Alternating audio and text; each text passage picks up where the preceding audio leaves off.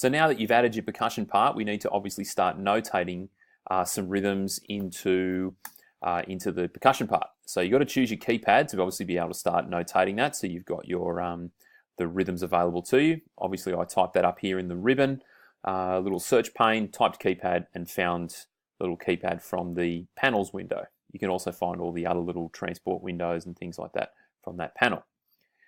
So in order to be able to notate the ideas into your percussion part, you need to use the letter B. If you've chosen the percussion part that I chose in the previous video, you need to type the letter B to be able to put all the notes on the staff in the order they should be. So it's a simple matter of just choosing the rhythmic values that you've decided to choose. You should have chosen the standard rhythmic notations from the information given to you, which is anything from semi-breves down to semi-quavers and their associated rests. So I'll start writing my percussion part, and as I do it, I'll tell you how I've come up with it.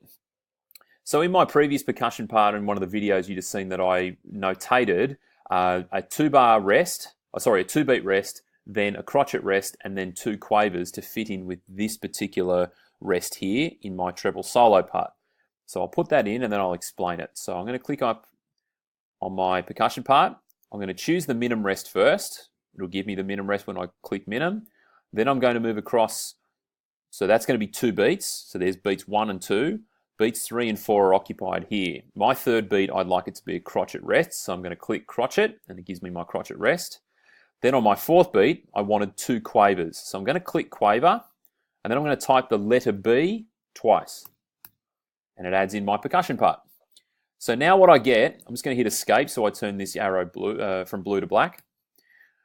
So now what I've got in here is I've got my melody speaks in this layer of texture, and then it has a rest. During that rest, the percussion layer speaks in the conversation.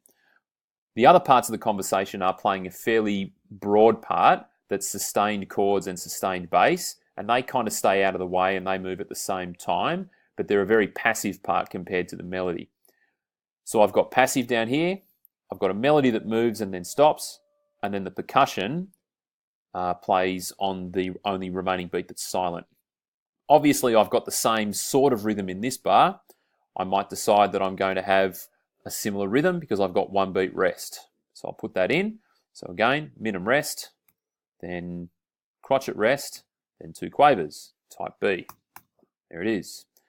Because the phrases are 2-bar phrases, and they should be, you should have 2 bars and then copied those 2 bars because of the phrasing that we looked at.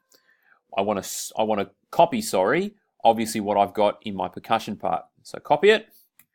So I've just selected the first rest in the bar and then held shift down and used the arrow keys to scroll across and copy everything. So I'll copy it with Command C, click on the next bar and hit Command V, and it copies it. Now I've got a slightly different idea for this bar. I might start to vary my rhythm a little bit. So I might decide to use let's say 3 crotchets to begin with. So I'll choose crotchet and go B, B, B. Then my 2 quavers.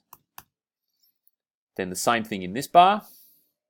Still staying out of the way. And 2 quavers.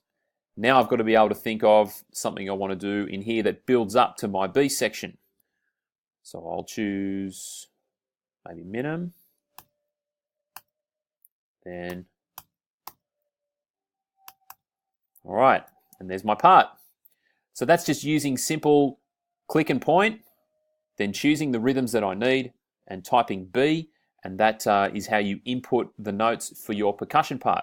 In the next video, I'll show you how, once you've finished all of that, you extract that single percussion part from the score so you can hand it up as a PDF.